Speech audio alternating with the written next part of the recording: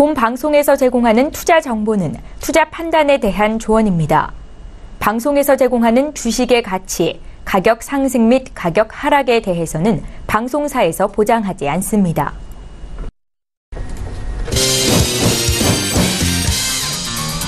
오늘의 주요 헤드라인 소식입니다. 교황청을 공식 방문 중인 문재인 대통령과 프란치스코 교황의 면담이 종료됐습니다. 이번 면담에서 문재인 대통령은 김정은 북한 국무위원장의 교황 방북 초청 의사를 전달한 가운데 프란치스코 교황이 공식 초청장이 오면 갈 수 있다고 화답하며 사실상 수락 의사를 밝힌 것으로 알려졌습니다. 한국은행 금융통화위원회가 기준금리를 연 1.5%로 동결했습니다. 이는 지난해 11월 이후 11달째 유지된 것으로 국내 투자와 고용 부진을 비롯해 미중 무역 분쟁 등의 대외적인 악재가 금리 동결에 영향을 미친 것으로 분석되고 있습니다. 미국이 우리나라를 포함한 6개국을 환율 관찰 대상국으로 분류했습니다.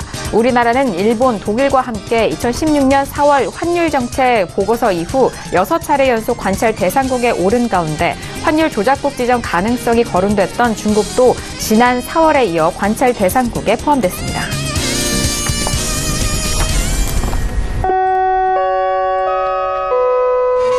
네, 안녕하세요. 평택천문 정석투자 MC 김은혜입니다. 자, 오늘은 목요일장이었습니다. 하루 만에 시작은 하락 전환하면서 오늘 코스피, 코스닥 지수 모두 하락으로 마감이 된 상황인데요. 자, 하루 만에 또 수급적인 부분도 전환이 된 상황입니다. 코스피 시장 안에서 외국인과 기관의 동반 순매도가 이어지면서 지수 하락을 견인한 상황이고요. 자, 거기에 앞서서 헤드라인 뉴스를 통해서도 말씀드렸던 금융통화위원회에서는 계속적인 금리 동결로 결정이 된 상황입니다.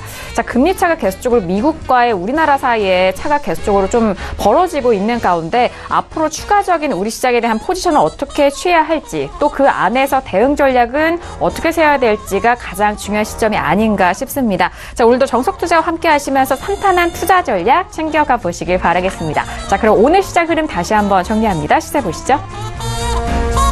네, 오늘 코스피 지수는 전일 대비 0.89% 하락한 2148.31에 장을 마칩니다. 코스닥 지수는 전일 대비 1.06% 하락한 731.34에 장을 마감합니다. 유가증권 시장에서는 개인 홀로 순매수, 반면 기관과 외국인은 동반 순매도 이어갑니다. 코스닥 시장에서는 개인 홀로 순매수, 반면 기관과 외국인 역시 동반 순매도 이어갑니다. 코스피 시가총액 상위 종목 확인합니다. 오늘 시가총액 상위 종목들의 부진이 이어졌습니다. 삼성전자를 비롯한 SK하이닉스, 셀트리온까지 줄줄이 하락 마감을 한 상황인데요. 삼성전자는 44,050원에, SK하이닉스는 68,700원에, 셀트리온은 26500원에 장을 마칩니다. 코스닥 시가총액 상위 종목도 확인합니다. 역시나 시가총액 상위 종목 코스닥 시장 역시 하락을 면치 못했습니다. 신라젠과 CJ-ENM, 포스코캠텍까지 모두 하락세로 이어갑니다. 신라젠은 85,800원에, CJ-ENM은 238,100원에 오늘장 마무리가 됐습니다. 네, 오늘 목요일장 본격적으로 시작해보도록 하겠습니다. 오늘은요, 두 분과 함께 할게요. 봉추 선생, 이강민 전문가님과 그리고 어윤왕 연구원님과 함께 하도록 하겠습니다. 두 분 안녕하세요. 안녕하세요. 네, 안녕하세요. 네, 반갑습니다. 자, 목요일장은 두 분과 함께 시장에 대한 분석 꼼꼼하게 들어볼 텐데요. 자, 먼저 1교시 바로 들어가 보도록 하겠습니다. 자, 오늘의 1교시는 종목 핫5 시간입니다. 오늘은 또 어떤 종목들 5종목이 나와 있는지 먼저 오늘의 종목들 화면 통해서 확인합니다. 네, 오늘의 종목 핫5 시간입니다. 먼저 첫 번째 종목은요, 현대차가 올라왔고요. 두 번째 종목 확인합니다. 한샘이고요. 세 번째 종목은 DPC가 올라왔습니다. 네 번째 종목은 에이코넬이고요. 그리고 다섯 번째 마지막 종목은 인콘이 올라왔습니다. 네, 금주의 검색어 5종목 이렇게 확인을 해봤습니다. 이들 종목에 대해서 이번 한 주간 뜨겁게 관심을 받은 이유가 먼저 궁금한데요. 봉추 선생, 이강민 전문가님, 이 5종목에 대해서 선정된 이유 어떻게 될까요?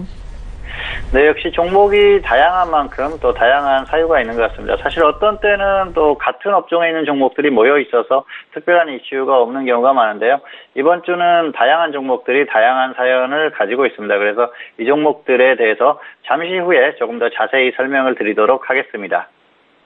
네, 알겠습니다. 오늘도 정말 다양한 종목군에 이어서 또 5종목이 추려졌는데, 자, 먼저 코스피 안에 속해 있는 종목이자 현대차와 한샘, 그리고 DPC에 대해서 살펴보도록 하겠습니다. 현대차와 한샘 같은 경우에는 정석투자 시간에서도 몇 번 좀 거론이 됐었던 종목이긴 한데요. 자, 먼저 이 세 종목에 대해서 적정주가와 함께 추세 확인해 보도록 하겠습니다. 네, 먼저 코스피 세 종목 첫 번째인 현대차 말씀을 드리도록 하겠습니다. 현대차 적정 주가는 46만 400원이고 오늘 종가가 11만 6천원, 그래서 비교값은 0.25, 약 4분의 1 정도 저평가되어 있습니다. 사실 현대차 같은 경우는 계속해서 한 0.3에서 0.4 정도 이제 비교값이 유지가 됐다는 것도 한 가지 이제 팁으로 알려드리고, 추세를 살펴보면은 이 종목 올해 굉장히 안 좋습니다. 지금 이제 연초만 해도 이제 좀 고점에서 횡보를 했는데 여름부터 이제 본격적으로 하락을 해가지고 최근 들어서 지금 중기 그리고 단기 모두 지금 하락 추세 보이고 있고, 차트를 조금 이제 길게 놓고 보면은 거의 뭐 지금 2010년 그 정도 이제 가격대까지 지금 나와 있는 내려온 그런 상황입니다. 그래서 이 종목 같은 경우는 지금 중기와 단기 모두 지금 하락 추세 유지하고 있고, 그리고 연중 최저점 부근에 지금 위치하고 있다, 이렇게 말씀을 드리도록 하겠습니다. 그리고 이제 두 번째 종목 같은 경우는 한샘입니다. 한샘은 이제 적정 주가가 29,200원, 비교값은 1.71, 약 2배 정도 지금 고평가되어 있고, 최근에 이제 실적이 좀 안 좋게 나오면서 낙폭이 좀 컸습니다. 가뜩이나 이제 중기적으로 하락 추세가 유지가 되고 있었는데 단기적으로도 장대 음봉이 나오면서 지금 단기 하락 추세, 그래서 중기와 단기 모두 지금 하락 추세 보이고 있고, 코스피 마지막 종목은 DPC입니다. DPC 적정 주가는 3,900원, 비교값은 1.35, 약 30% 정도 고평가되어 있고, DPC도 차트로 넣고 보면은 중기적으로는 이제 하락 추세 유지하고 있는데 저점에서 계속 횡보를 하고 있다가 최근에 이제 이슈가 나오면서 이제 갭으로 상승하는, 그러면서 이제 급등하는 그런 모습을 보여줬습니다. 하지만 역시나 이 상승폭을 그대로 지금 반납을 하면서 장대 양봉에 이어서 장대 음봉도 지금 나오고 있다는 것도 한 가지 이제 관심 깊게 보시면 될 것 같고, DPC는 그래서 중기는 하락이지만 단기는 상승, 이렇게 코스피 세 종목 먼저 말씀을 드렸습니다. 네, 현대차 그리고 완성차에 대한 부분과 그리고 한샘 그리고 DPC까지 세 가지 종목에 대해서 적정 주가와 추세를 확인을 해드렸습니다. 자, 일단 뭐 DPC 같은 경우에는 상승 추세가 단기적으로는 좀 살아있는 부분이기도 합니다. 현대차는 좀 완성차에 대한 부분 함께 좀 가져가 보시면 좋을 것 같고, 한샘 같은 경우에는 계속적으로 하락세에 대한 부분 이번 한 주간 저희 정석투자 시간을 통해서도 확인이 되셨을 것 같은데요. 그렇다면 이 종목에 대해서 구체적인 분석과 전략도 들어보도록 하겠습니다. 봉주 소장님, 이 세 종목에 대해서는 어떻게 분석하실까요? 네, 먼저 현대차 같은 경우에는 3분기 실적 부진 이슈가 나왔죠. 그리고 지배구조 개선, 그런 이슈가 나왔습니다. 그런 흐름이 나오면서 어떤 그 주가의 흐름은 좋지 않은 그런 흐름인데요.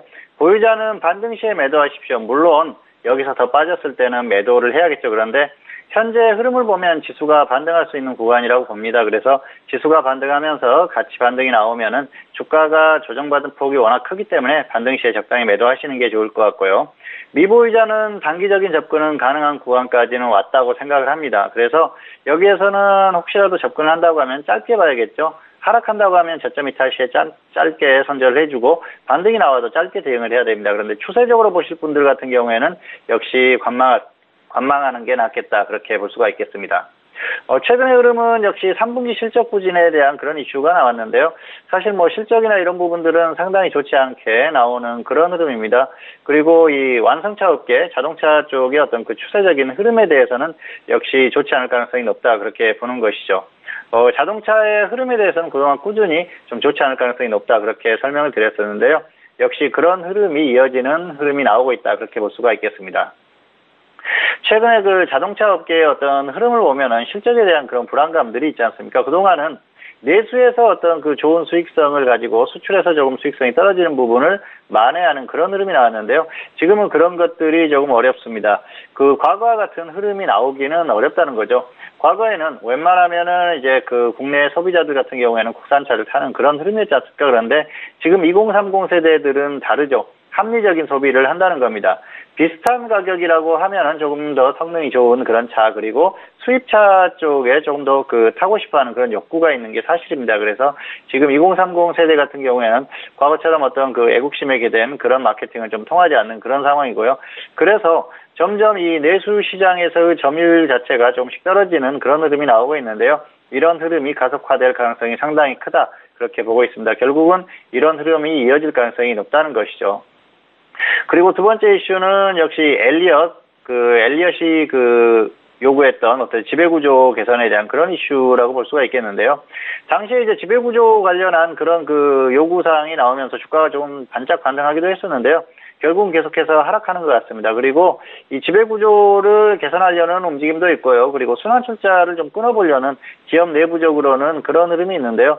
어떤 그룹적인 차원에서 그런 노력을 하는데, 사실 중요한 게 현대글로비스의 주가라고 생각을 합니다. 왜냐하면은 이 지배구조를 개선하는 상황에서 자연스럽게 정의선 부회장의 어떤 경영권 승계까지 맞물려서 이렇게 돌아가야 되는데, 현대글로비스의 최대 지주가 정의선 부회장입니다. 그리고 다른 기업들은 대부분 지분이 별로 많지가 않아요. 그렇기 때문에 굉장히 중요한데, 주가의 흐름 자체가 좋지 못합니다. 굉장히 조금 많이 조정을 받았죠. 그러면서 그런 부분도 지지부진한 흐름이고요. 그리고 좀 늦춰질 가능성이 상당히 크다, 그렇게 보고 있습니다. 그래서 현재로서는 그런 흐름들이 원활하게 돌아갈 가능성이 상당히 낮다, 그렇게 보고요.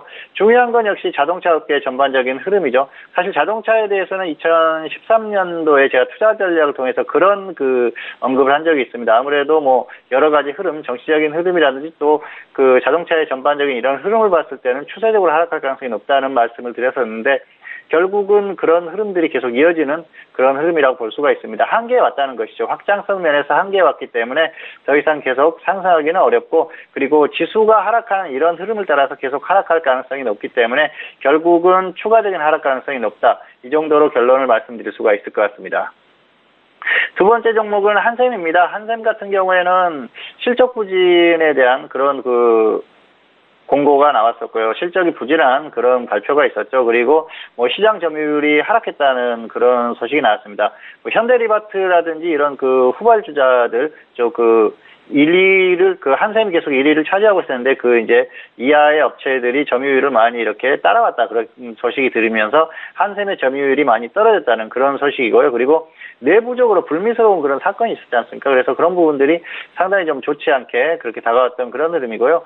주가의 흐름 자체는 완전히 무너지는 흐름이 나오고 있습니다. 그래서 보이자 같은 경우에는 반등이 조금 더 나오거나 혹시나 더 하락했을 때는 손절을 해야 됩니다. 그래서 반등이 나오더라도 너무 강한 반등은 기대하지 마시고요. 적당한 반등이 나왔을 때 매도를 하시는 게 좋을 것 같습니다. 그리고 미보이자 같은 경우에는 절대적으로 관망하시는 게 좋을 것 같습니다. 최근에 주가 흐름이 너무 좋지 않은데요. 상당히 좋지 않은 흐름입니다. 이런 흐름이 장기적인 흐름이에요. 장기적인 트렌드로 계속해서 하락하는 흐름입니다. 과거에는 워낙 고평가되어 있고 또 그동안 상승한 폭이 있었기 때문에 하락하는 게 자연스러운 흐름이었는데요. 최근의 흐름 자체는 기업의 어떤 흐름이나 이런 것들과 맞물려서 계속해서 하락하고 있습니다. 놀라운 건 지금도 평택천넘 기술주가 적정주가 대비해서는 고평가되어 있다는 것이죠. 그래서 아직도 이런 어떤 흐름 자체가 개선될 가능성은 떨어진다, 그렇게 보고 있습니다. 그리고 수급적인 면이나 이런 것들을 봤을 때도 좋지 않은 흐름이 나오고 있죠. 먼저 이 실적 같은 경우에는 계속해서 조금씩 좋지 않을 가능성이 높습니다. 그래서 이런 흐름 자체가 이어질 가능성이 높고요. 점유율이 계속 떨어질 가능성이 높죠. 기업 이미지라든지 이런 것들이 굉장히 크게 훼손된 상태예요. 그래서 소비자들의 어떤 그런 신뢰성을 회복하기에는 상당히 좀 어려운 흐름이 나오지 않을까, 그렇게 생각을 합니다. 그리고 내부적으로 불미스러운 사건이 있었던 것들 모두 다 아실 겁니다. 그래서 그 사건 이후로 굉장히 기업의 어떤 흐름 자체가 좋지 않은데요. 사실 초기에 어떤 대응이나 이런 것들을 봤을 때는 상당히 미흡했다고 생각을 하고요. 절대적으로 일어나지 말아야 할 그런 사건들이 일어나면서 기업의 어떤 이미지나 그리고 향후에 소비자들의 어떤 신뢰, 그런 것들에서 상당한 부담을 안을 수밖에 없는 그런 흐름입니다. 그렇기 때문에 지금 흐름을 봐서는 지속적으로 하락할 가능성이 높기 때문에 당장에 조금 이렇게 반등이 나오는 흐름이 나오더라도 그런 흐름에 너무 큰 의미를 부여할 필요는 없다는 것이죠. 결국은 추세적인 하락 가능성이 상당히 높습니다. 그래서 당분간 미보유하신 분들은 관망하시는 게 좋을 것 같고요. 보유자도 적당히 매도하시는 게 좋을 것 같습니다. 세 번째로는 DPC인데요. DPC 같은 경우에는 자회사 스틱인베스트먼트가 빅히트 엔터테인먼트에 지분을 인수했다는 그런 이슈가 나왔습니다. 그래서 그런 소식이 나왔는데요. 결국은 방탄소년단 소속사의 지분을 인수했다는 거죠. 그래서 방탄소년단 그 테마주에 편입된 상태입니다. 보유자 같은 경우에는 일단 단기 반등이 강하게 나왔어요. 그래서 매도하시고 나서 조정을 또 더 받으면은 다시 한번 매수를 하시는 게 좋을 것 같습니다. 아무래도 단기 반등이 강했었기 때문에 조정을 받는 그런 흐름인데 이런 흐름이 이어질 가능성이 높습니다. 물론 내일이라도 갑자기 급등한다면 조금 더 끌고 가면서 대응을 해봐도 되겠지만 그런 흐름이 아니라면은 조정받았을 때 다시 접근을 해도 되니까 매도 후에 다시 접근을 하자는 거고요. 그리고 미보이자 같은 경우에는 조정 시에 단기 접근은 충분히 가능하다고 봅니다. 최근에 역시 그 앞에서 설명드렸듯이 빅히트 엔터테인먼트의 지분을 자회사가 인수를 했죠. 그래서 방탄소년단 테마에 편입됐는데요. 방탄소년단 같은 경우에는 뭐 어마어마한 흐름을 보이고 있죠. 빌보드에서 1위도 했었고요. 그리고 뭐 콘서트가 다 매진되고 올해 매출이 1,000억 정도 달성할 거다. 그런 또 전망이 나오고 있습니다. 엄청난 그런 금액이죠. 그리고 그 빅히트 엔터테인먼트의 기업 가치가 9천억에 달할 거라는 그런 전망도 있습니다. 이런 것들을 감안했을 때는 지금 방탄소년단 관련 테마주들이 움직이는 게 당연히 움직일만 하다 그렇게 볼 수가 있겠고요. 향후에도 꾸준히 움직임이 나올 가능성이 큽니다. 이 방탄소년단 같은 경우에는 단기에 어떤 그 반짝하고 말 것이 아니라 흐름 자체가 계속해서 이어질 가능성이 상당히 높다 그렇게 보고 있습니다. 그래서 이런 부분이 당분간은 좀 이어질 가능성이 높으니까 급등이 강하게 나와주면은 적당히 매도하고 또 조정을 받았을 때 다시 접근하는 그런 전략들을 계속 반복을 하시는 게 좋을 것 같습니다. 그래서 DPC 같은 경우에도 단기에 급등한 부분이 있기 때문에 일단 매도 후에 조정 시에 접근을 하시고요. 미보이자 같은 경우에는 조정을 받았을 때 단기적으로 접근은 충분히 가능하다. 이 정도로 결론을 말씀드리겠습니다. 네, 세 종목에 대해서 구체적인 분석 전략을 들어봤습니다. 일단 현대차 같은 경우에는 보유자는 반등 시 매도에 대한 부분이고요. 미보유자는 단기 대응에 대해서 가능하다라고 분석을 해주셨습니다. 자, 그리고 한샘 같은 경우에는 저희 이번 한 주간에 좀 분석을 해드렸는데 실적 부진과 함께 계속적으로 좀 점유율 하락도 이어지고 있는 상황인데요. 반등 시 더욱더 보유자는 좀 반등하거나 더 하락 시에 또 매도를 해보시고 미보유자는 절대 관망입니다. 현재 부근에서 좀 절대 관망으로 이 종목 바라보시길 바라겠고요. DPC 같은 경우에는 보유자는 매도 후에 재매수 의견이고요. 미보유자는 조정 시 단기 접근에 대한 부분까지도 다시 한번 참고해 보시길 바라겠습니다. 자, 그렇다면 나머지 두 종목이죠. 코스닥에 속해 있는 두 종목에 대해서 다시 한번 알아볼게요. 에이코넬과 인콘이 남아 있습니다. 먼저 이 두 종목에 대해서 추세와 함께 적정 주가 확인해 보도록 하죠. 네, 에이코넬입니다. 적정 주가는 4,500원, 비교값은 0.68, 약간 저평가 되어 있는 종목입니다. 이 종목 추세 살펴보면은 현재 지금 한 박스권으로 지금 계속 이제 횡보를 하고 있는데 단기적으로 좀 낙폭이 좀 과합니다. 그래서 중기적으로는 추세가 횡보를 하고 있다가 어제와 오늘 이제 하락 추세로 접어들었고 단기적으로도 지금 이제 하락 추세 보여주고 있습니다. 마지막 종목은 인콘인데 현재 지금 적정 주가가 지금 나오질 않고 있습니다. 그래서 차트 보면서 설명을 드리도록 하겠습니다. 일단 적정 주가 같은 경우에 그 거래 정지되거나 관리 종목이거나 이럴 때는 산출을 할 수가 없는데 10월 달에 계속 이제 거래 정지 상태가 있다가 다시 거래가 재개되면서 그렇기 때문에 적정 주가가 현재 지금 산출은 안 되고 있고 추세만 말씀을 드리면 이 종목 중기 추세 지금 이제 하락 그리고 단기적으로는 거래 재개 이후에 급등이 나오고 다시 또 이제 변동성을 좀 크게 나타나고 있으면서 중기는 하락인데 단기는 상승 추세 보이고 있습니다. 네, 에이코넬과 그리고 인콘에 대해서 추세와 적정 주가 확인을 해드렸는데요.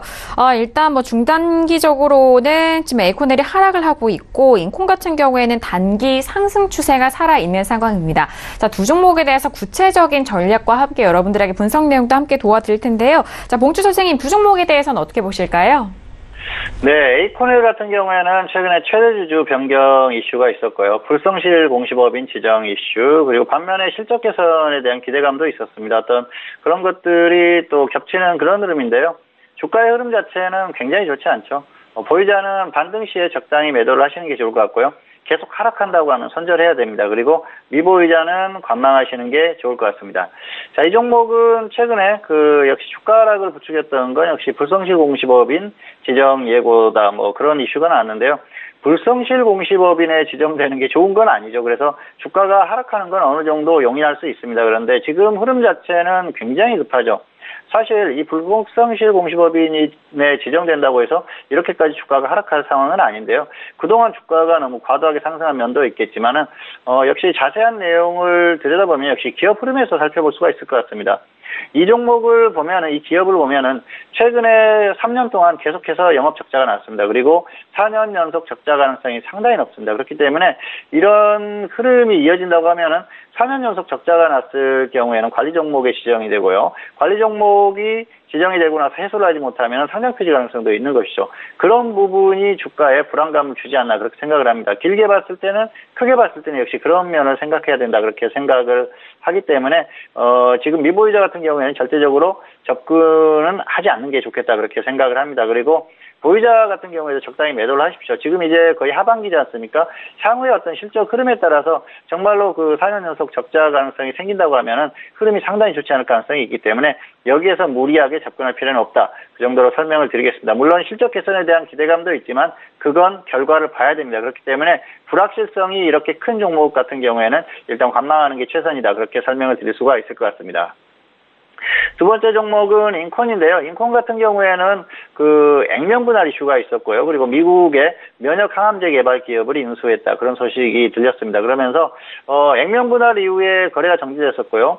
또 그 미국의 바이오 기업을 인수를 하면서 최근에 좀 좋은 흐름이 나오고 있습니다. 보유자는 반등이 지금 나오고 있기 때문에 적당히 반등 시에 매도하시고요. 미보유자는 단기 매매 정도는 충분히 가능하다. 그렇게 볼 수가 있겠습니다.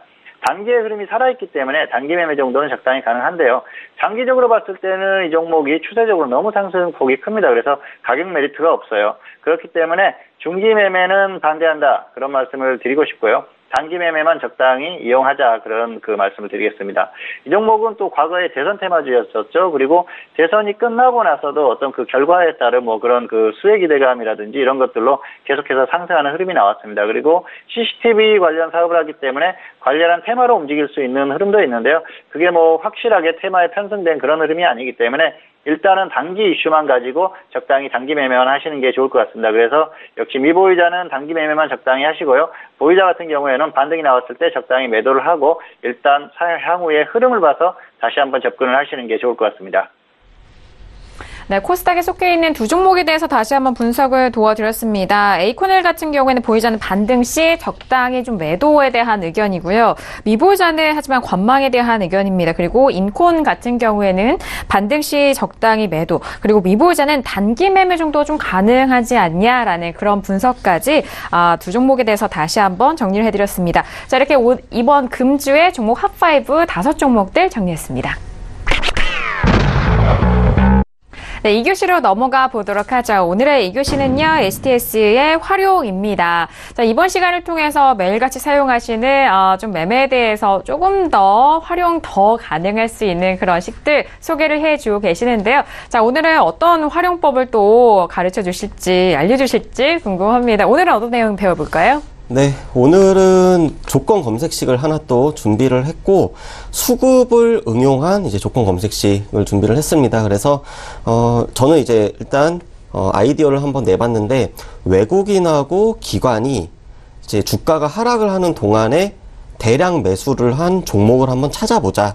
라는 생각을 한번 냈습니다. 그래서 이거를 이제 응용을 하게 된다면은, 외국인하고 기관 대신에 개인 투자자가 될 수도 있고, 또는 특정 증권사가 될 수도 있습니다. 그리고 하락장 대신에 횡보하는 구간, 또 상승하는 구간, 이런 식으로 구간 설정도 가능하고 순매수가 아니라 순매도로도 바꿔서 응용을 할 수 있다는 걸 미리 좀 말씀을 드리도록 하겠습니다.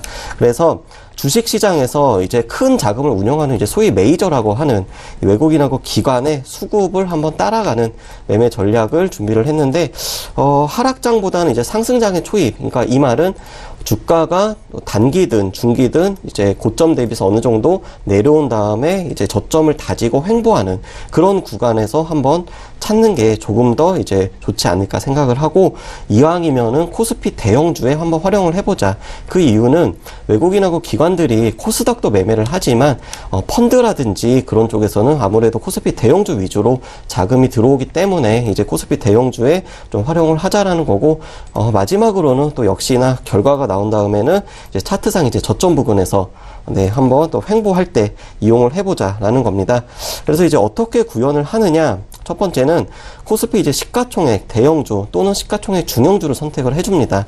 그리고 역시나 검색 제외 대상은 일괄적으로 지정을 해주고, 그 다음에 이제 전 고점 대비 주가가 이제 하락을 하는 동안에 외국인과 기관이 동시에 이제 순매수를 한 그런 종목을 찾고, 마지막으로는 이 종목의 어떤 이슈라든지 또 차트상의 위치를 통해서 이 매매 여부를 결정을 하면 됩니다.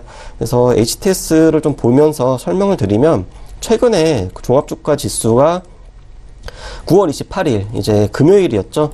이때 음봉이 나오면서 쭉 흘러내렸습니다. 그리고 나서 이제 최근에 단기 반등이 나오긴 했습니다만 여전히 지금 저점을 다지고 횡보를 하고 있는데, 그래서 저는 구간 설정을 9월 28일부터 10월 18일까지 아니면은 이제 10월 1일부터 이렇게 해도 상관은 없습니다.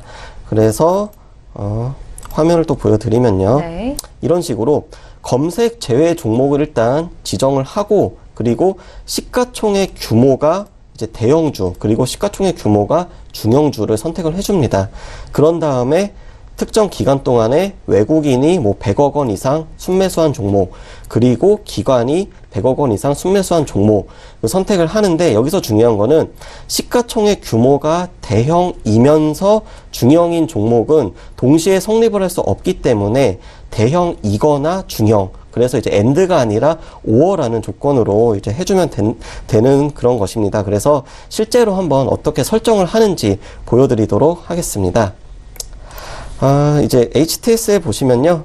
이런 식으로 검색 제외 종목 이제 선택을 하고, 그리고 이제 증권 시장, 이제 여기서 대상 지정해서 시장 구분을 할 수가 있는데, 이왕이면은 이제 거래소, 코스피를 하자 그랬기 때문에 거래소를 해서 이제 설정을 해 주고요.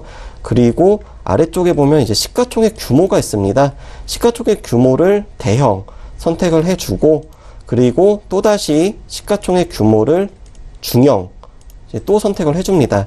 그러면은 이제 여기가 이제 AND로 이렇게 들어가게 되는데, 여기를 마우스로 이렇게 긁어주고 조건을 이제 오른쪽에 이제 괄호로 이제 추가를 하면은 이제 괄호가 생깁니다. 그리고 가운데 있는 이 AND라는 거를 마우스로 더블 클릭을 해주게 되면은 이제 5어로 이제 바뀌게 되는데, 그래서 요거까지만 해준 다음에는 이제 거래소에서 특정한 기간 동안, 예를 들어서 2018년 9월 28일부터 오늘까지 외국인의 누적 순매수 금액이 이제 10,000원 단위이기 때문에 뭐 100억 원 이상, 이런 식으로 설정을 해주고, 그리고 마찬가지로 2018년 9월 28일 동일 이제 기간 동안에 기관의 누적 순매수도 마찬가지로 설정을 해주게 되면은 이런 식으로 이제 종목들이 나오게 됩니다.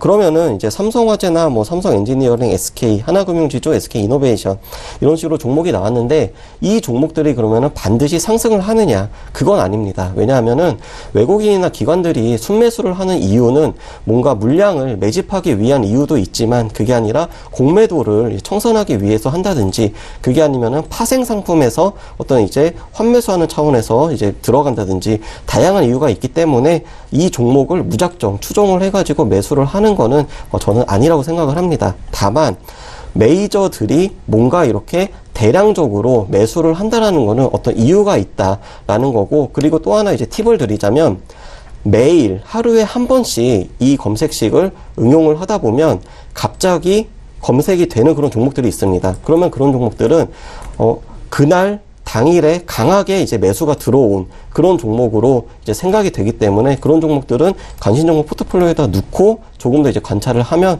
이제 시장에서 중장기적으로 대응을 할 때 조금 더 우리가 응용을 할 수 있다. 그래서 이런 측면에서 오늘은 외국인과 기관이 이제 특정 기간 동안 특히 하락할 때 이제 순매수하는 그런 종목을 찾는 검색식을 소개를 해드렸습니다.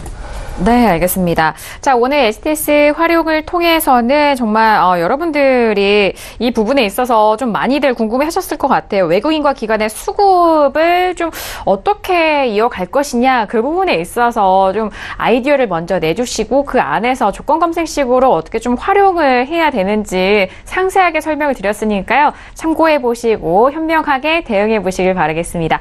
자, 이어서 선생님 질문 있어요 시간으로 넘어가 보도록 하겠습니다. 오늘도 다양한 질문들 접수를 해주셨는데요. 첫 번째 질문부터 확인해 보도록 하겠습니다. 자, 오늘의 첫 번째 질문은요. 끝자리 7417님의 질문입니다. 대웅제약을 매수가 18만 원의 비중 20%를 보유 중에 계신데요. 자, 먼저 오늘 대웅제약은 오늘 약보합 마감이 있고요. 15만 7,500원에 마감이 된 상황입니다. 자, 그럼 먼저 대웅제약의 추세 확인해 보도록 하죠. 네, 대웅제약 적정 주가는 72,000원, 종가는 15만 7,500원, 그래서 비교값은 2.19, 약 2배 정도 지금 고평가로 나오고 있습니다. 대웅제약 추세 보면은 최근에 낙폭이 좀 상당히 과합니다. 근데 물론 다른 종목들도 마찬가지지만 특히 제약바이오 업종들이 그간 이제 탄력 있는 상승을 보였지만 역시나 이제 하락폭도 좀 큰 그런 흐름을 보이고 있고, 그래서 중기적으로도 하락, 그리고 단기적으로도 이제 하락 추세 말씀을 드리도록 하겠습니다.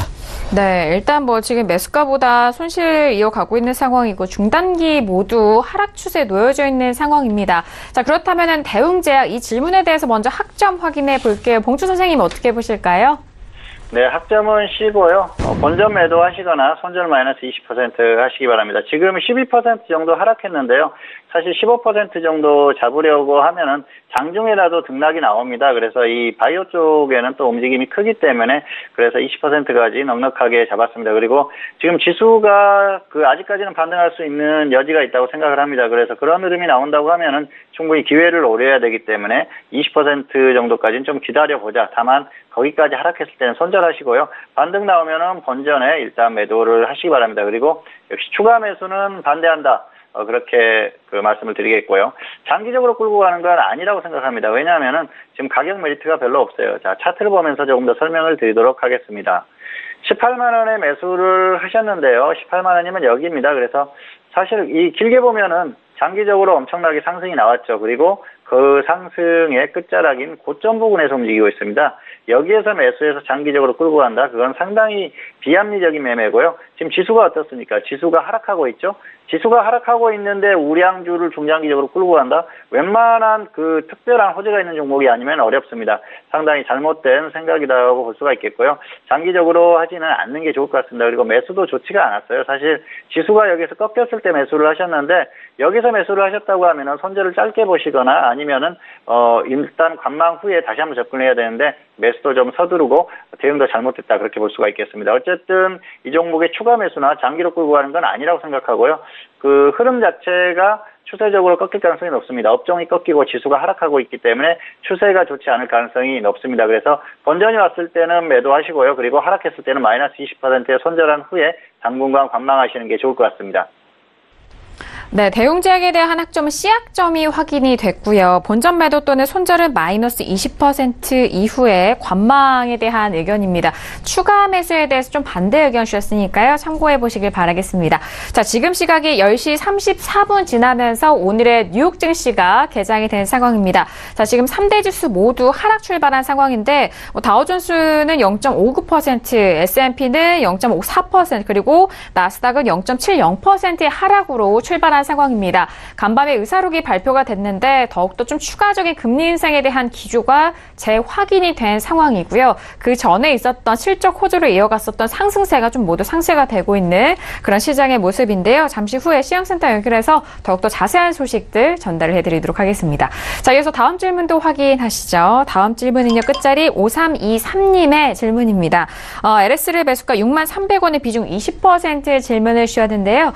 자, 오늘 LS 종가 확인하시죠. 오늘은 6만 900원에 마감이 됐습니다. 지금 거의 매수가 근처인 부근인 것 같은데요. 먼저 추세 확인해 볼까요?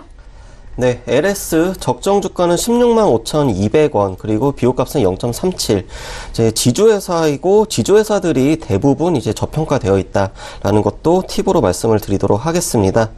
LS 차트를 보면은 지금 중기적으로 하락 추세 계속 나오고 있고, 단기적으로도 최근에 이제 지수가 내려가면서 역시나 이제 하락 추세 그리고 보여주고 있습니다. 네, 알겠습니다. LS 같은 경우에는 지금 중단기 모두 하락 추세에 놓여져 있는 상황이고 적정 주가 대비해서는 지금 상당히 또 저평가되어 있는 상황입니다. 자, 지금 매수가 근처여서 보내신 분도 정말 궁금해하실 부분인 것 같은데, 자, 봉주 선생님 이 질문에 대해서는 학점 어떻게 주시나요? 네, 학점은 A고요. 손절 5%, 수익 10% 이렇게 단기로 짧게 보시기 바랍니다. 매수를 굉장히 잘하셨어요. 자, 차트로 설명을 조금 더 드리겠습니다. 63,300원인데요. 여기에서 매수를 하신 겁니다. 그래서 뭐 이 정도면은 더 이상 매수를 잘할 수가 없죠. 뭐 일단 예측 매수긴 합니다. 그런데 이 정도면 매수를 해볼 만하다 그렇게 생각하고요. 여기서는 지수가 하락하면서 종목이 빠진다 그러면 손절을 짧게 하면 되고요. 반등이 나와도 짧게 보시는 게 맞습니다. 일단 단기 지수 반등 가능성이 높다고 보는데요. 지수가 반등하더라도 단기입니다. 그렇기 때문에 추세적으로는 더 밀릴 가능성이 높기 때문에 목표 수익을 길게 잡으면 안 되고요. 짧게 잡으시는 게 좋습니다. 그리고 결국은 흐름을 보면 지수를 따라서 간다는 걸 알 수가 있습니다. 지주사는 지수의 흐름을 볼 수밖에 없습니다. 그렇기 때문에 추세적인 흐름 자체는 하락할 가능성이 높은데 단기 반등 가능성은 있다. 그 정도로 말씀을 드릴 수가 있겠습니다. 그래서 손절 마이너스 5%, 수익 10% 이 정도만 보시는 게 좋을 것 같습니다. 네, LS에 대한 부분, 매수에 대한 타이밍 좋았다라고 분석해 주시면서 A약점 확인이 됐고요. 손절은 마이너스 5%로 좀 짧게 보시고 수익은 10%에 대해서 목표가 설정해 보시길 바라겠습니다. 자, 이어서 다음 질문도 확인해 볼까요? 끝자리 8770님의 질문이고요. 하나투자증권의 매수가 2,820원의 비중 40% 질문 주셨습니다. 증권업종에 대한 종목이 오랜만에 좀 올라온 것 같은데요. 자, 오늘 하나투자증권은 3% 넘게 밀리면서 2,060원에 마감이 됐습니다. 먼저 추세 확인해 볼까요? 네, 하나투자증권 적정 주가는 6,000원, 비교값은 0.34. 이 종목도 지금 상당히 저평가되어 있습니다. 하지만 최근에 증권업종은 이제 지수가 아무래도 좀 단기적으로 이제 낙폭이 과하면서 역시나 하나투자증권도 이제 같은 흐름을 보여주고 있습니다. 그래서 중기적으로도 하락 추세 그리고 단기적으로도 역시나 하락 추세 보여주고 있습니다. 네, 중단기 모두 하락 추세에 놓여져 있는 상황입니다. 지금 2,820원에 매수를 하신 상황인데 추세적으로 좀 좋지 않아요. 봉주 선생님, 그렇다면 이분 질문에 대해서 먼저 학점 확인해 볼게요. 네, 학점은 아쉽게도 F고요. 손절 마이너스 15%나 마이너스 30% 대응하시기 바랍니다. 차트로 조금 더 설명을 드리도록 하겠습니다. 2,820원에 매수를 하셨는데요. 이 정도의 매수를 하셨겠죠. 이때는 사실 매수를 하시면 안 됐어요. 왜냐하면 지수가 꺾이는 흐름이었습니다. 그렇기 때문에 조금 더 관망을 했어야 되는 상황인데요. 중요한 건 대응이죠. 계속해서 손절을 하지 않고 계속 그냥 홀딩 하셨습니다. 그리고 최근에 이렇게 지수가 급락할 때도 계속 홀딩을 하셨지 않습니까? 결국은 지금 현재 마이너스 26%입니다. 그래서 여기서 더 꺾이면서 저점 이탈하면 손절해 주셔야 됩니다. 지수가 꺾이면은 같이 꺾일 수밖에 없는 게 증권주입니다. 그리고 반등이 나오더라도 지수가 강하게 반등하기는 어렵기 때문에 마이너스 15% 정도에서 적당히 손절을 해 주십시오. 본전까지는 오기가 거의 불가능하다. 현재로서는 그렇게 봅니다. 그렇기 때문에 단기로 짧게 대응하시고요. 일단 손절 마이너스 15%나 마이너스 30% 이 정도에서 먼저 오는 쪽에서 정리를 하시는 게 좋을 것 같습니다. 네, 하나투자증권 아쉽게도 좀 F학점을 확인이 됐고요. 손절은 마이너스 15% 또는 마이너스 30% 먼저 오는 가격대 대응해 보시길 바라겠습니다. 이어서 다음 질문도 확인할게요. 끝자리 5623님의 질문입니다. 샘표를 매수가 53,700원의 비중 25%에 대한 질문 주셨는데요. 자, 샘표 오늘의 종가 확인합니다. 오늘은 53,200원으로 약보합권에서 마무리가 된 상황인데요. 자, 샘표 같은 경우에는 지금 거의 매수가 근처이긴 한데 먼저 추세 확인해 볼게요. 네, 샘표 적정 주가는 89,600원, 비교값은 0.59. 이 종목도 이제 상당히 좀 저평가 되어 있는 그런 종목입니다. 최근에 샘표 같은 경우에 좀 매우 탄력적인 그런 움직임을 보여주고 있고 중기적으로도 상승 추세 그리고 단기적으로도 모처럼 이제 상승 추세인 종목으로 소개를 하도록 하겠습니다. 네, 알겠습니다. 샘표 같은 경우엔 지금 단기는 상승 추세, 그리고 중기도 역시나 상승 추세에 놓여져 있는 상황입니다. 자, 지금 거의 매수가 근처인 종가가 좀 형성이 되고 있는데, 어떻게 또 분석을 해주실지 궁금합니다. 봉추 선생님은 어떻게 보실까요? 네, 학점은 F고요. 본전 매도하시거나 손절 마이너스 5% 후에 그리고 확실하게 조정을 받았을 때 접근을 하시기 바랍니다. 차트를 보면서 조금 더 설명을 드리겠습니다.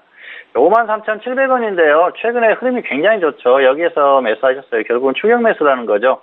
결과를 떠나서 여기에서는 매수를 하면은 안 됩니다. 왜냐하면은 여기에서는 하락하면 낙폭이 클 자리고요. 상승해도 그렇게 강하게 갈 자리는 아닙니다. 최근에 이제 무역 분쟁 관련주 그리고 대북 테마로 움직였는데요. 등락이 심한 그런 테마죠. 그렇기 때문에 확실하게 저점 매수를 하셔야 돼요. 그래서 결국은 여기에서 매도를 하고 확실하게 조정을 받았을 때 아래에서 접근하면 충분히 수익 가능성이 있습니다. 그래서 지금 여기에서 더 갈 거라는 그런 희망을 가지고 수익을 노리지 마시고요. 일단 정리를 하십시오. 본전 근처이기 때문에 본전이나 손절 마이너스 5% 짧게 대응하시고 확실하게 조정을 받았을 때 다시 한번 접근하세요. 그래서 무리하게 여기서 계속 끌고 가는 것보다는 확실한 가격 메리트가 있을 때 다시 접근하시는 게 좋을 것 같습니다. 저점에서 단기에 100% 이상 상승했습니다. 너무 무리한 그 대응을 하지 마시고요.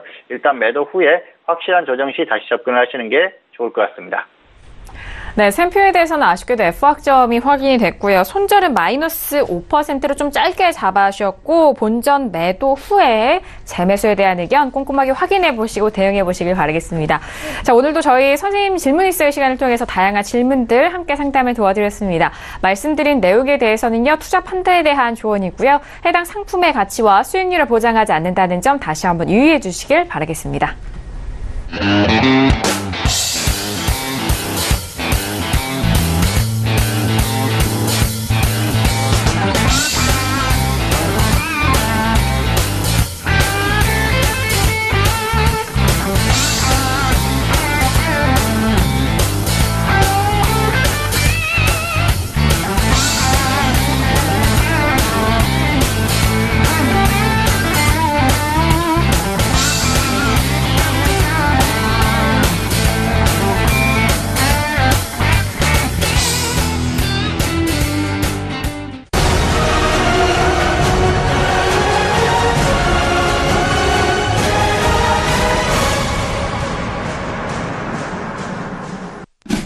네, 글로벌 시황센터 박나경입니다. 오늘 뉴욕 증시 개장 상황 말씀드리겠습니다.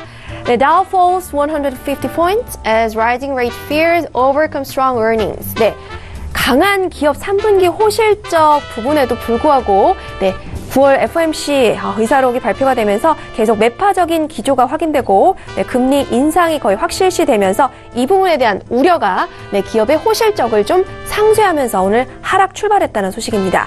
트럼프의 강한 비판에도 불구하고 연준은 이에 굴하지 않고 계속해서 긴축적인 기조를 이어나갈 것으로 전망이 되고 있습니다. 이 부분 때문에 또 시장에서도 많이 우려가 나오고 있고요. 또 로보뱅커 측에서는 이러한 연준의 금리 인상이 세계 경제뿐만 아니라 미국 경제에 큰 침체를 불러올 수도 있다라는 이야기도 내놓고 있는 상황입니다. 네, 그러면서 트럼프 대통령은 연준의 금리 인상이 the biggest threat, 가장 큰 위협이라고도 발언을 내놓고 있고요. 네, 오늘 한편 이 증시 상황에 대해서 이 중국 증시와 관련이 있다는 이야기도 외신 쪽에서 들려오고 있습니다. 네, 일단은 상하이 지수가 2,500선마저 붕괴하면서 재차 4년 내 최저치로 떨어졌고요. 네, 상하이 종합지수 전장 대비 2.94% 하락해서 2,486.42에 맞췄습니다. 네, 그리고 이 지수는 2014년 11월 20일 이후에 4년여 만에 이 최저치로 떨어진 건데요. 또 선전종합지수도 2.73% 밀려서 1232.10에 마감했습니다. 역시 2014년 8월 29일 이후 가장 낮은 수준인데요. 그리고 3분기 GDP 발표를 앞둔 경계심에다가 미중 무역 갈등을 둘러싼 악재가 나오면서 이 주가가 하락했다는 분석입니다. 네, 이게 월스트리트저널이 지금 조사를 했는데요. 3분기 중국 GDP 성장률이 6.6%로 예상이 됐습니다. 네, 지난 2분기에는 6.7%를 나타냈고요. 네, 이렇게 미중 간 무역 긴장이 고조되면서 내년 중국 경제가 더 큰 역풍에 직면할 것이고 이는 중국의 추가적인 완화 정책을 촉구하게 될 것이다라고 또 분석을 내놓고 있습니다. 또 윌버로스 미국 상무부 장관은 이 중국과의 무역 협상이 현재 공백기다라고 말하면서 11월 이 G20, G20 그 정상회의에서 양자 정상회담에서도 구체적인 합의가 나오기가 좀 어려울 것 같다라는 발언을 내놨습니다. 네, 트럼프 대통령도 이 중국은 협상을 원하지만 나는 아직 준비가 되지 않았다라고 이야기를 했고요. 또 미국 재무부는 이날 중국을 환율 조작국으로 지정하지 않고 관찰 대상국으로 유지를 했습니다. 네, 하지만 앞으로 이 부분은 계속해서 좀 지켜봐야 할 상황인 것 같고요. 네, 한편 이 트럼프 대통령이 유엔의 우정협약을 탈퇴하기로 발표를 했습니다. 144년간이나 유지해온 협약인데요. 네, 이 협약이 중국과 싱가포르 등과 같은 국가에 공정하지 않은 혜택을 주기 때문이다라고 설명을 했습니다. 네, 이 관세와 연관이 있는 것은 아니고 미국 제조업체와 또 미국 우체국 시스템을 보호하기 위한 것이다라고 발표를 내놨는데요. 이 우편 만국 우편연합 UPU는요, 유엔 산하기관으로 이 개발도상국들에게는 좀 더 낮은 배송료를 지불하도록 하고 있습니다. 이 더 부유한 국가들이 높은 배송비를 내도록 하는 건데요. 이 부분에 대한 것이 당연히 가난한 국가들의 경제 성장을 촉진하고 또 세계 시장과 연결하기 위해서 만들어진 것입니다. 하지만 트럼프 대통령은 이 부분에 강한 불만을 내비쳤고요. 한편 이 부분에 대해서 홍콩 차이나 모닝 포스트에서는 중국을 억제하려는 최신 움직임이다라는 주장을 제기했습니다. 이번 조치는 중국을 겨냥한 트럼프 행정부의 최신 움직임이자 미중 갈등이 이제 무역 영역을 넘어서는 것이다라고 분석을 했습니다. 내년 UP와 재협상을 통해서 이 국제 우편 요금 체제의 결함을 수정할 것이라고 이 트럼프 대통령은 발표를 했는데요. 또 역시나 뉴욕타임즈 등 주요 외신에서도 중국을 겨냥한 것이고 또 국제적 운송이라는 새로운 전선, 즉 뉴 프런트를 열었다라고 이 중국과의 대결 국면을 또 새롭게 설명을 했습니다. 네, 이렇게 1년 동안의 탈퇴 과정을 밟는 동안에 UPU의 협상이 이뤄지지 않으면 미국은 이제 독자적인 우편 요금을 책정할 예정인데요. 2020년 1월 1일부터 적용이 됩니다. 만약에 이렇게 책정이 되면 중국 기업들이 직격탄을 맞게 될 수도 있습니다. 네, 알리바바 등 이 중국 전자상거래 플랫폼 그리고 아마존, 이베이 등 이렇게 미국 플랫폼을 이용하고 있는 중국의 이 소매업자들도 줄줄이 폐업 신고를 할 가능성이 크다라고 우려를 낳고 있습니다. 네, 이상 여기까지 오늘 글로벌 시황센터 박나경이었습니다. 네, 일단 오늘 뉴욕 증시는 3대 지수 모두 하락 출발한 상황 속에서 앞서서 환율 지정국에 대한 부분이라든지 의사록에 대한 구체적인 내용 때문에 실적에 대한 이 호황세를 좀 다시 꺾이고 있는 상황인 것 같습니다. 자, 오늘 우리 시장 양시장 모두 하락 마감이 된 상황인데요. 내일 금요일장에 대한 전망 들어볼게요. 봉주 선생님, 내일 우리 시장 어떻게 보실까요? 네, 사실 오늘 반등을 시도할 거라고 생각을 했는데요. 장중의 흐름이 상당히 좋지 않았죠. 중국 증시가 너무 크게 하락했어요. 그리고 미국 선물이 좋지 않았었죠. 결국은 야간에 그대로 결과가 나오는 그런 흐름인데요. 아무래도 출발 자체는 그 미국 시장이 크게 하락한다고 하면은 한국 시장의 출발이 좋지 않겠죠. 그런데 여전히 한국 시장 같은 경우에는 반등 구간인 건 확실하다고 생각을 합니다. 다만 역시 해외 증시가 어떻게 흘러가는지에 따라서 영향을 크게 받을 가능성이 높습니다. 중국 시장이 일단 장중에 1차적으로 중요하고요. 그리고 미국 시장의 흐름도 중요합니다. 중요한 건 코스피 지수가 최근에 저점을 이탈하는 흐름이 나온다고 하면은 추가 하락 가능성이 다시 생긴다고 보시고요. 최근 저점을 이탈하지 않는 그 흐름만 나온다고 하면은 다시 반등할 가능성이 있다고 보시는 게 맞을 것 같습니다. 그래서 지금 흐름 자체가 추세적인 흐름 자체가 무너졌기 때문에 엄청나게 큰 비중을 가지고 매매하는 건 안 되죠. 그래서 비중을 작게 가져가면서 이 반등 구간을 적당히 이용을 하되 코스피 지수의 흐름을 보고 결과를 보고 대응을 하자, 그 정도로 말씀을 드릴 수가 있을 것 같습니다. 그래서 내일도 반등 시도는 있겠지만은 해외 증시가 중요하다, 이 정도로 결론을 말씀드리겠습니다. 네, 반등 구간 좀 확실한 구간이지만 변수에 대해서는 해외 증시를 좀 다시 한번 좀 접근하시면서 바라보셔야 될 것 같습니다. 자, 오늘 목요일장은 두 분과 함께 했는데요. 함께 해주신 두 분과는 여기서 인사 나누도록 하겠습니다. 두 분 오늘 말씀 감사합니다. 감사합니다. 네, 감사합니다. 네, 목요일장 정석투자 저희가 준비한 소식과 내용은 여기까지입니다. 저희가 말씀드린 내용에 대해서는 투자 판단에 대한 조언이고요. 해당 상품의 가치와 수익률을 보장하지 않는다는 점 다시 한번 유의해 주시길 바라겠습니다. 저희가 준비한 소식 여기까지고요. 저희는 내일 이 시간 봉투차생 이강미 전문가님과 그리고 학과장 정은 대표님과 함께 다시 돌아오도록 하겠습니다. 함께해 주신 여러분 고맙습니다.